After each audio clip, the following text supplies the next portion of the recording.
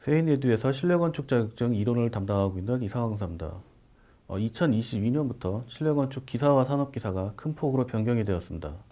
그래서 이제 그런 내용들을 미리 습득하고 시험을 준비해야 되기 때문에 이전에 시험을 보셨던 분들은 기존의 그 기출문제를 또 많이 풀어 오셨을 테고, 또 새로 시험을 보시는 분들도 이전의 기출문제를 통해서 다음 시험을 대비해야 되기 때문에 변경된 사항을 미리 짚고 넘어가도록 하겠습니다. 우선 기사는 총 120문항에서 80문항으로 대폭 축소가 됐고요. 산업기사는 80문항에서 60문항으로 축소가 됐습니다. 그래서 기사의 경우는 총 6과목, 20문항씩 6과목이었는데 이제 4과목으로 줄어들었고요. 그리고 산업기사는 4과목에서 3과목으로 줄어들었습니다. 그래서 간단히 뒤에서 이제 세부적인 과목을 보겠지만, 색채와 인간공학이 색채 및 사용자 분석으로 다른 소단원과 몇 개 합쳐져서 들어가게 되고, 건축 재료는 기존의 시공 실무에서 실시됐던 시공 관련 여러 가지 주관식 내용들이 객관식인 필기에서도 거론이 되게 됐습니다. 그래서 그 부분에 대한 대비를 하셔야 되고요. 그다음에 건축 일반에서는 서양 건축사, 한국 건축사, 그리고 건축 법규, 그리고 건축 구조가 있었는데, 건축 구조가 그 세부 항목에선 제외가 됐고요. 건축 역사 부분은 앞에 있는 실내 디자인 계획으로 실내 그 디자인 트렌드라는 내용으로 소단원으로 들어가게 됐습니다. 그래서 남아있는 건축 법규만 맨 아래에 있던 건축 환경과 합쳐져서 실내 디자인 환경으로 과목이 책정됐습니다. 실내 건축 산업기사의 경우는 아예 인간공학 파트가 없어지고 실내 디자인 계획 안에 색채까지 들어가게 됐습니다. 그리고 마찬가지로 건축 재료는 시공 및 재료로 변경이 되고, 건축 일반은 실내 디자인 환경으로 그 기사와 함께 똑같은 형태로 변형이 되었습니다. 실내 디자인 계획 첫 번째 과목, 실내 건축 기사와 실내 건축 산업 기사는 약간 세부적으로 차이가 있습니다. 우선 실내 건축 기사는 첫 번째 그 내용이 기획인데, 그 기존에 다뤘던 실내 디자인 프로세스, 예를 들면 외부적 조건은 무엇이고 내부적 조건은 무엇인지, 그 다음에 이제 뭐 그 프로세스, 그 디자인의 순서, 기획, 계획, 설계, 시공, 이런 식으로 이러한 어떤 과정을 다루는 내용들, 설계 과정을 다루는 내용들이 출제가 되는데, 기존의 건축 일반에 있었던 역사, 건축사, 서양 건축사와 한국 건축사 부분이 실내 디자인 트렌드라는 이름으로 이 부분에 포함이 됐습니다. 그리고 기본계획과 세부 공간 계획은 기사, 산업기사 똑같고요. 산업기사에서는 기획 부분을 일단 출제 기준 상에서는 다루지 않고 있습니다. 그 다음 설계도서 작성이라는 내용은 바로 실내건축 기능사와 전산응용 건축제도 기능사에서 다뤘던 제도 이론, 예를 들면은 뭐 도면의 용지 사이즈, 제도 용구, 그 다음에 평면, 인면, 단면들은 어떠한 형식으로 작성을 해야 되는지, 각종 기호 표시, 이런 것들을 다루게 됩니다. 산업기사에서는 제도 이론을 다 다루진 않고 출제 기준 상으로는 이 캐드나 맥스, 뭐 스케치업과 같은 표현 도면들을 우리가 어떤 것을 사용하고 있는지를 다루는 그런 단원이 되겠습니다.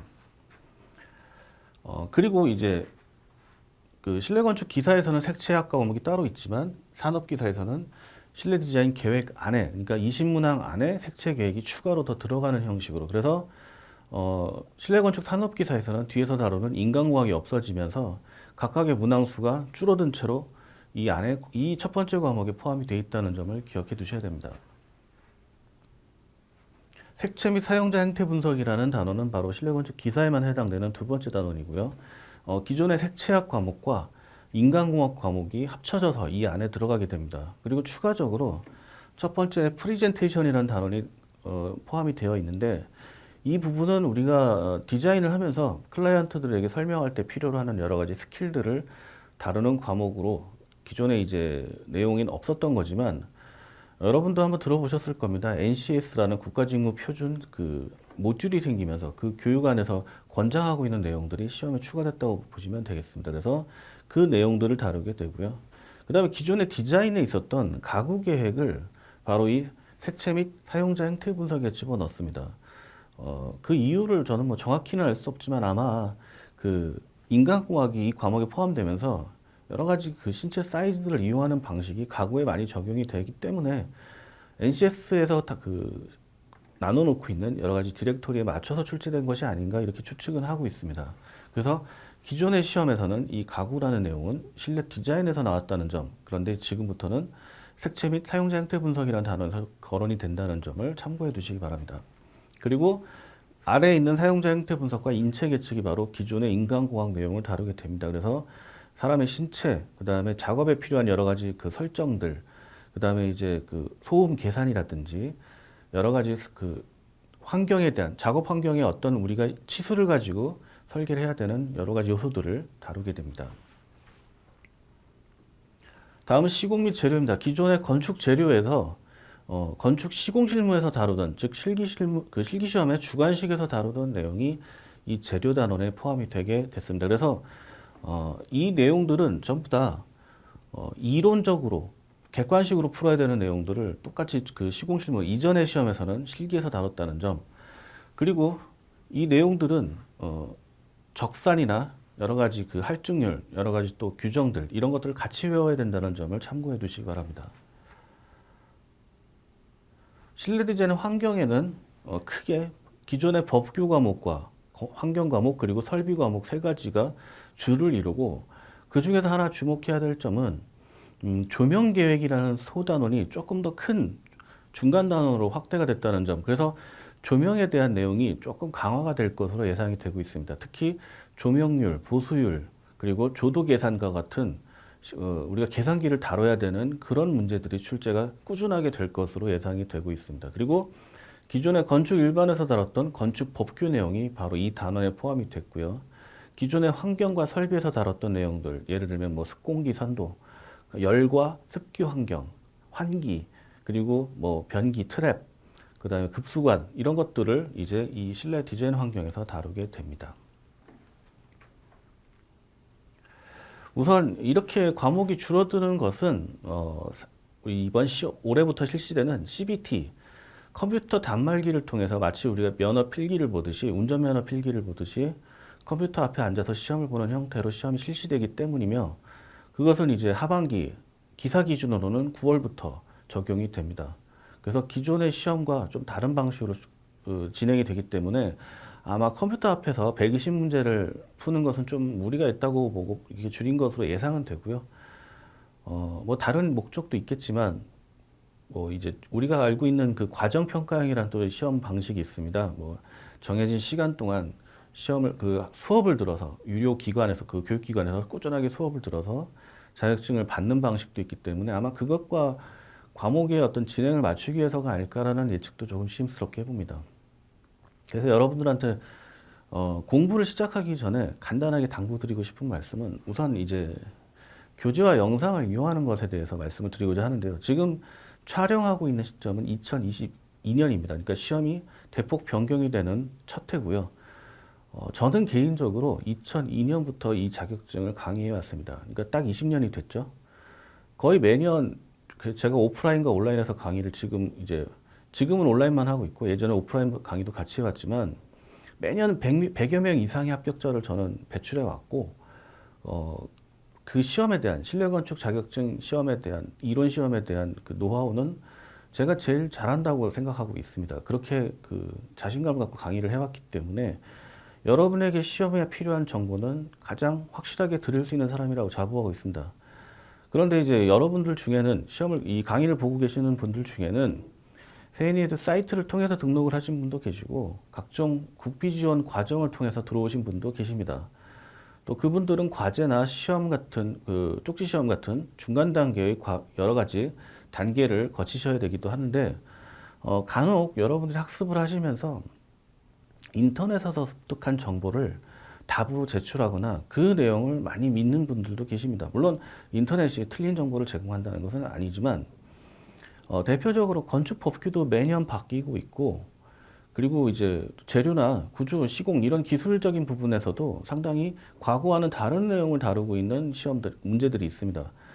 그런데 그것이 어떤 게 바뀐 것이고 어떤 것이 예전 것인지를 잘 구분하기가 힘든 것이 바로 수험생들의 상황이기 때문에 되도록이면 그런 것을 선별적으로 이용하는 방법을 습득하셔야 되고, 그리고 질문을 통해서 저에 대한 직접적인 질문을 통해서 공부에 필요한 정보를 얻어가는 것을 권해드리고 싶습니다. 그래서 제가 이제 뭐 문의 게시판을 통해서도 열심히 답을 해드리고 있고요. 그리고 이것은 이제 교육기관과는 별도로 제 개인적인 공간인 카페에서 여러분들을 또 뭐 절차가 있습니다. 여러 공지사항을 보시고 등업을 받는 절차를 거쳐서 카페에서 제가 개인적으로 제공하는 책이나 강의에서 다루지 않는 그 정보들을 습득하시기 바랍니다. 그런 부분들을 여러분들이 선택적으로 결정하는 부분이기 때문에 뭐 필수적으로 무조건 들어와라 그것도 아니고요. 필요로 하시는 분들이 꼭 필요하시다고 생각하는 분들만 이것을 활용하셔서 시험에 도움을 받아가시면 된다는 점을 알고 강의의 진행을 시작하시면 되겠습니다. 자, 다음은 디자인의 요소에 대해서 나와 있습니다. 디자인 요소 보면요. 첫 번째 점에 대한 설명이 나와 있습니다. 점, 뭐 말 그대로 그냥 포인트 하나가 되겠죠. 여러분들이 이제 이 시험에 나와 있는 시험에 출제된 적이 있는 문구들을 그러니까 예를 들면 뭐 다음 중 옳은 것은 다음 중 틀린 것은 해서 가나 1, 2, 3, 4번으로 이제 출제가 되면은 그 내용들의 말투시나 뭐 단어들을 하나씩 바꾸고 부정인 것을 긍정으로, 긍정인 것을 부정으로 바꾸기 때문에 본문에 나와 있는 그 텍스트들은 대부분 출제됐던 내용을 토대로 해서 게시가 되어 있다는 점을 반드시 기억을 해두시기 바랍니다. 그래서 첫 번째 항목도 점에 대한 개념이 나와 있습니다. 기하학적으로 크기는 없고 위치만 존재한다. 보통 우리가 이것을 좌표라고 하죠. 좌표. 위치 또는 좌표. 자, 선의 양끝. 선이 있으면 이 부분과 이 부분에 또 선이 교차가 되면 이 부분에 점이 존재하겠죠. 선이 꺾여도 이 부분에 점이 존재하겠죠. 또 면과 선에서도 교차가 되면 점이 존재하겠죠. 바로 이런 얘기들을 하고 있는 겁니다. 색채 또는 명암에 의해 바탕에서 부각되는 가장 작은 면이라고 할 수 있다. 자, 이것은 어떤 개념이냐? 점은 아주 작지만 이것이 점을 크게 확대해 보면은 점도 하나의 면이 될 수 있다. 뭐 그런 설명이 되겠습니다. 자, 공간에 두 개 이상의 점을 가까운 거리로 떼어 놓으면 상호의 장력으로 선이나 형의 효과가 생긴다. 자, 점과 점이 있다면 이 점과 점 사이에도 장력이 생겨서 마치 선이 그어져 있는 것처럼 보일 수 있다는 겁니다. 뭐 그렇게 안 보일 수도 있지 않겠냐? 뭐 반문하실 수 있는데 좀 그림을 바꿔보면요. 점 이렇게 찍으면 얘기가 달라지겠죠. 자, 이것이 이 부분을 확대한 것이 이게 되겠죠. 이것을 다시 축소해 보면은 이것이 반복되면 결국은 하나의 선으로 인식될 수 있기 때문에 점과 점 사이에는 장력이 존재한다고 가정할 수가 있는 것입니다. 공간에 한 점을 두면 집중 효과가 생긴다. 아무것도 없는 면에 점을 하나만 찍어 놓으면 당연히 집중이 되겠죠. 나란히 있는 점의 간격에 따라 집합 분리 효과를 얻는다. 이런 문구들을 그대로 출제가 되기도 했었으니까 기억을 해두시기 바랍니다. 자, 다음은 선에 대해서 알아보겠습니다. 선. 먼저 선에 대해서 보면 교재에는요. 선의 의미, 선의 형성, 선의 역할 나와 있는데요. 이 항목 역시도 시험에 나온 적이 있습니다만 뭐 이것을 길게 얘기할 필요가 없이 여러분들이 읽어보기만 해도 이해가 되는 내용이기 때문에 그냥 넘어가는 것입니다. 하지만 여러분들 꼭 읽어보고 문제에 나올 수 있다는 점을 기억을 해두시기 바라고요. 자주 출제되는 내용에는 바로 선의 종류가 되겠습니다. 자, 선의 종류에는 직선과 곡선으로 크게 나뉘고요. 직선은 수평, 수직, 사선, 그리고 곡선은 어떤 이제 뭐 반지름이나 여러 가지 기준, 수학적 규칙을 갖고 있는 기하곡선과 아무런 규칙 없이 마음대로 흘러다니는 자유곡선 두 가지로 나뉘게 됩니다.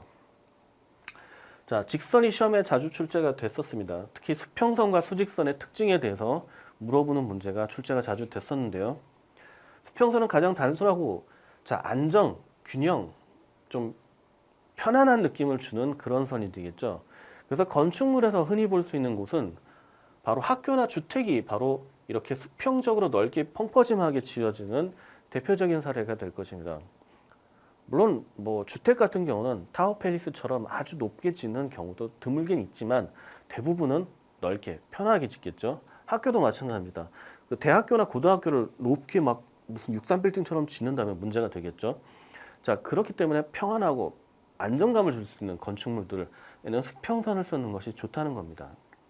반면에 수직선은 엄격함, 위험성, 그러니까 근엄한 느낌, 어떤 이제 뭐 상징적인 장식 역할도 하는 그런 건축물, 기념탑, 어떤 뭐 종교 행사하는 뭐 성당이나 뭐 세계적으로 높이를 강조하는 성당들도 상당히 많죠. 그 바르셀로나 건축, 여러분들이 나중에 건축사에서 설명을 듣겠습니다. 안토니오 가우디의 사그라다 파밀리아처럼 아직도 짓고 있는 높게 짓는 것처럼 수직성을 강조하는 근엄함을 강조하는 선도 이제 이런 것들이 바로 사례가 되겠습니다. 성당이나 종교 건물. 그 다음에 권위를 필요로 하는 관공서, 뭐 법원 같은 것들이요. 자, 사선, 운동감을 나타내며 불안정한 느낌, 그래서 좀 스피디한 느낌을 주는 요소가 바로 사선, 대각선 같은 요소가 되겠습니다. 운동감, 변화감을 준다. 곡선은 대표적으로 우아하고 여성적인 이미지를 가지며 유연하고 감정적이다. 이런 것들을 기억해 두시기 바랍니다. 자, 조형적인 선의 특징으로서는 선의 조밀성 변화로 깊이를 느낀다. 그 다음에 지그재그선 곡선의 반복으로 양감은 이제 부피감, 볼륨감이라고 우리가 많이 표현을 하는데요. 영어로는 볼륨이라고 표현하는데 어떤 것이냐? 자, 그냥 선만 이렇게 그었는데도 마치 볼록 올라와 있는 것 같은 느낌을 줄 수가 있겠죠. 이런 것들이 바로 사례가 되겠습니다. 선을 끊음으로써 점을 느낀다. 자, 선을 이렇게 끊어버리면 마치 점이 있는 것처럼 느껴지겠죠. 그 점이 또 여러 개로 반복되면은 그 점들이 이어져서 마치 선이 되어 있는 것처럼 점이 반복되니까 이런 요소들을 말하는 것이고요. 많은 선을 근접시킴으로써 면을 느낄 수 있다. 그러니까 선을 근접시킴으로써 이것이 마치 붙어 있는 것처럼 느낄 수 있다는 것이죠. 점이 반복되면서 선으로 인식되는 것처럼 면도 마찬가지로 반복됨으로써 선도 마찬가지로 반복됨으로써 면으로 인식될 수 있다는 것입니다. 선을 포개함으로써 패턴을 얻을 수 있다. 이런 항목들이 바로 시험에 출제됐던 텍스트니까요. 기억을 해두시기 바랍니다. 자, 다음은 면과 형태에 대한 내용입니다. 자, 먼저 면의 의미와 형성과 조형 효과가 교재에 나와 있습니다. 비중이 높다고 할 수는 없는 내용이기 때문에 여러분들이 읽고 넘어가시기 바랍니다. 자, 형과 형태에서요. 형태는 형태시, 그러니까 우리가 어떤 형을 지각하는 방식에는 형태시, 명암시, 색각시가 있다는 것입니다. 시험에 간혹 출제가 되는 내용이기 때문에 기억을 해두시기 바랍니다. 형태시는 윤곽으로, 그러니까 모서리나 테두리로 대상을 인식하는 것이고, 명암은 어둡고 밝음으로써 우리가 어떤 형태를 인식하죠. 그냥 원이지만 우리가 여기 이렇게 그림자와 살짝 명암을 줌으로써 마치 구처럼 느끼게 하는 것들, 이런 것들이 명암시가 되겠죠. 색각시는 색에 의해서 형태와 색이 통합적으로 하나의 어떤 모양을 인식할 수 있게 하는 것을 바로 색각시라고 한다는 점, 이 세 가지가 있다는 점을 기억을 해두시기 바랍니다. 자, 디자인 용소에서 형태 분류는요, 시험에 상당히 자주 출제가 되기 때문에 이것을 꼭 기억을 해두시기 바랍니다. 자, 형태는 크게 현실적 형태와 이념적 형태로 나뉜다. 그리고 현실적 형태는 자연적 형태와 인위적인 형태, 이념적인 형태는 순수 형태와 추상적 형태. 이 내용은 사실 아주 장황한 이론이 될 수 있지만 실내건축 디자인론에서는 이 텍스트 그대로 시험에 출제된 사례가 여러 차례 있기 때문에 여러분들이 기억을 하실 것은 현실적 형태는 이 두 가지, 이념적 형태는 이 두 가지가 있다는 점을 일단 구분하실 수 있어야 되고요. 또 세부적으로 이렇게 내용도 기억을 하셔야 됩니다. 자연현상에서 볼 수 있는 불변의 상태에 머물러 있지 않고 항상 변화하면서 운동하고 있는 형태, 뭐 나뭇잎이 흩날린다거나 이런 것들은 전부 다 자연적 형태고요. 인위적 형태는 사용자 요구로 형성된 타율적, 인공적 형태. 우리가 세운 건축물들이 바로 인위적인 형태가 되겠죠. 이념적 형태는 주로 이제 우리가 일상생활에서 보기보다는 뭐 이론적으로 보는, 뭐 책이 만들어진, 그려서 만들어진 형태들이 바로 이념적 형태가 되겠습니다. 순수 형태, 현실 형태와 대립되는 동시에 모든 형태의 기본이 되는 기초, 추상적 형태는 말 그대로 추상파의 그림에서 볼 수 있듯이 막 실제 그런 형태가 존재한다고 볼 수 없는 막 기이하게 만들어진 형태들을 그 과장된 표현으로 재구성한 것을 바로 추상적 형태라고 한다는 점을 기억을 해두시기 바랍니다. 다음은 형태 지각 심리입니다. 형태 지각 심리도 시험에 매우 자주 나오는 문제이기 때문에 반드시 여러분들이 기억을 하셔야 되고요. 자, 첫 번째 접근성. 자, 교재 설명이 이렇게 나와 있습니다. 가까이 있는 시각 요소들이 그룹이나 패턴으로 보이는 현상. 지금 그림은 똑같은 형태와 똑같은 크기의 점입니다. 그런데 이것들이 왼쪽에 있는 것은 수평선의 나열로 느껴지게 되고 오른쪽에 있는 것은 수직선으로 나열이 되어 있는 것처럼 느끼게 될 것입니다. 그것은 무슨 차이입니까? 바로 간격의 차이죠. 왼쪽 그림은 수평 간격이 더 가까우니까 수평선처럼, 수직 간격은 오른쪽 수직선으로 보이는 이 그림은 수직 간격이 더 가깝기 때문에 수직선처럼 보이게 되는 것입니다. 우리가 뭐 학교 다닐 때 뭐 조회를 한다거나 뭐 남자들은 군대 생활하면서 점호를 하게 되죠. 그 연병장이라는 운동장이라는 곳에서. 그러면은 우리가 보통 뭐 부대 간격, 학교 같으면 반 간격, 그리고 학년 간격 이것을 차이를 두게 되면 뭐 조회대에서 내려다보는 뭐 교장 선생님은 아 여기가 1학년 몇 반이겠구나 이게 구분이 되겠죠. 왜? 그것은 간격에 의해서 거리에 의해서 분리가 되어 있기 때문이죠. 따라서 같은 요소들끼리 있을 때는 거리, 접근성에 따라서 형태가 하나의 그룹으로 인식되는 경향이 있다는 것입니다. 그것이 바로 접근성이 되겠습니다. 다음은 유사성입니다. 이것은 접근성과 서로 상반되는 내용인데요. 접근성은 같은 형태, 같은 색이었다면 유사성은 서로 다른 형태, 서로 다른 색입니다. 그렇다면 그것은 거리에 의해서, 접근성에 의해서 하나의 그룹이 인식되는 것이 아니라 이렇게 패턴이나 색이나 모양에 따라서 하나의 그룹이 인식이 된다는 것입니다. 우리가 뭐 TV에서 축구 경기를 볼 때 11명, 각각 11명, 22명의 선수들이 막 뒤엉켜 있다고 해서 하프라인을 나와서 이쪽 팀을 구분하지 않죠. 유니폼 색깔에 의해서 우리는 얼마든지 구분을 할 수가 있겠죠. 그것처럼 같은 요소로 구분되어 있는 것이 통일되는 것이 아니라 접근성처럼 색이나 형태가 다르게 되어 있다면 사람은 가까이 있는 것을 인식하지 않고 색과 형태로 그것을 하나의 그룹으로 인식하려는 경향이 있다는 점. 그래서 이렇게 인식을 하나의 그룹으로 구분 지을 수 있다는 것이 보통 일반적인 사람의 지각 심리라는 것입니다. 이것이 바로 유사성이 되겠습니다.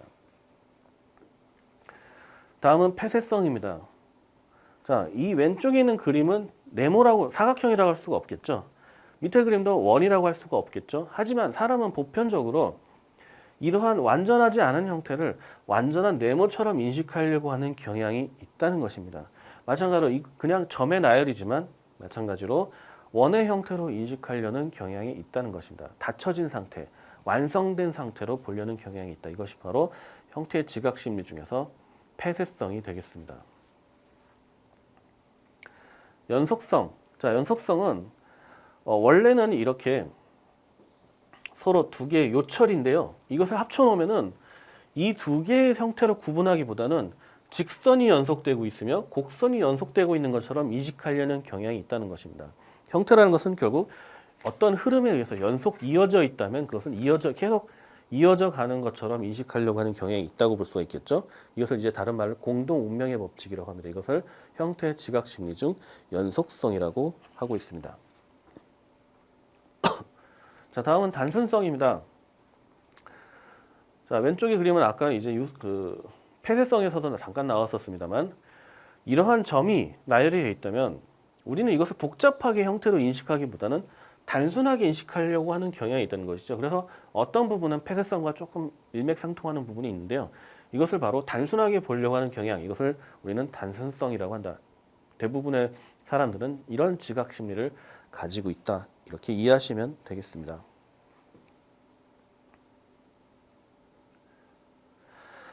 자, 반전도형은 그림에 있는 것은 여러분들이 한번 내용을 읽어보시면 되고요. 다음은 착시에 대한 내용인데요.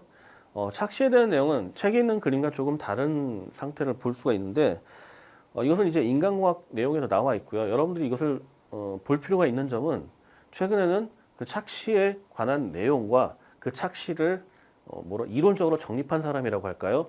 그 어떤 이론가가 얘기를 했는지를 연결시켜서 물어보는 문제가 출제되기 때문에 한번 설명을 드리는 것입니다. 자, 헤링. 헤링은 참고로 색채 과목에서도 배우게 되는데요. 이 사람은 이 착시를 평행을 이룬 직선이 굽혀져 있는 것처럼 보이게 하는 착시. 이것을 이제 이론화시켰습니다. 이것이 바로 헤링의 착시. 체르너는 이렇게 평행선에다가 빗선을 그어가지고요. 평행선 각도가 틀어져 보이는 것처럼. 밀러-라이어 착시는 같은 길이의 직선인데 이 화살표 방향에 따라서 직선이 마치 다른 길이인 것처럼 느껴지게 하는 착시를 정리했고요. 포겐도르프 착시도 최근에 시험에 자주 출제가 됐었는데요. 이렇게 선을 하나 그어 놓으면은 마치 선이 이어져 있지 않은 것처럼 보이게 하는 착시, 이것을 바로 포겐도르프 착시라고 합니다. 분트 착시, 같은 길이지만 수직선이 수평선보다 더 길어 보이는 경향이 있다. 헬름홀츠 착시, 같은 면적이지만 수평선이 이쪽이 더 홀쭉해 보이는 경향이 있다. 이것이 더 펑퍼짐해 보이는 경향이 있다. 사실은 같은 면적입니다.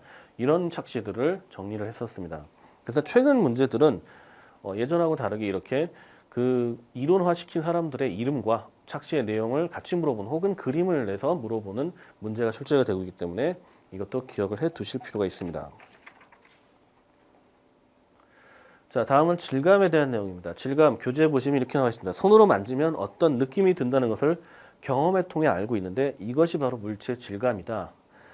자, 재료로서 구체화되기 때문에 우리는 그 재질에 대한 감각적인 체험을 갖고 있는 것이 중요합니다. 그래서 우리는 딱 그것을 만져보지 않아도 눈으로 봤을 때 매끈매끈한 느낌, 질감, 거친 질감 이런 것들을 우리가 알고 있죠. 그래서 질감이라는 것은 촉각적인 질감도 있고 눈으로 봐서 느껴지는 시각적인 질감도 있고 어떤 형태에 따라서 느껴지는 구조적 질감도 있다는 점을 기억을 해 두시고요. 세부적인 사안들은 여러분들이 한번 읽어보고 넘어가시기 바랍니다. 자, 다음은 패턴. 보통 우리말로는 문양이라고 부릅니다. 문양은 보통 우리가 가장 흔하게 볼 수 있는 것이 벽지에 있는 문양이 패턴이 되겠죠. 장식으로서 질서를 만드는 배열이라고 책에 나와 있고요. 2차원보다 3차원적인 장식의 질서를 부여하는 배열로서 공간의 성격이나 스케일에 맞게 구성을 하게끔 되어 있습니다. 그래서 시험에 자주 출제되는 것은 바로 이 모티브, 패턴의 모티브가 되는 세 가지는 무엇이냐? 시험에 꽤 자주 출제가 되는 내용이기 때문에요. 기억을 해 두셔야 됩니다. 모티브는 자연적인 모티브, 양식화된 모티브, 추상적인 모티브 세 가지가 있다. 꼭 기억을 해 두시기 바랍니다. 자, 패턴은 연속성에 의한 운동감이 있으므로 디자인 전체 리듬과 적절히 어울려서 혼란을 주지 않도록 해야 하고요. 규모가 크든 작든 추상적이든 간에 운동감을 갖고 있다. 뭐 같은 말인데 어쨌든 약간씩 차이가 있으니까요. 이러한 내용으로 기억을 해 두시고 시험 문제 출제가 된 적이 있다는 점을 기억을 해 두시기 바랍니다.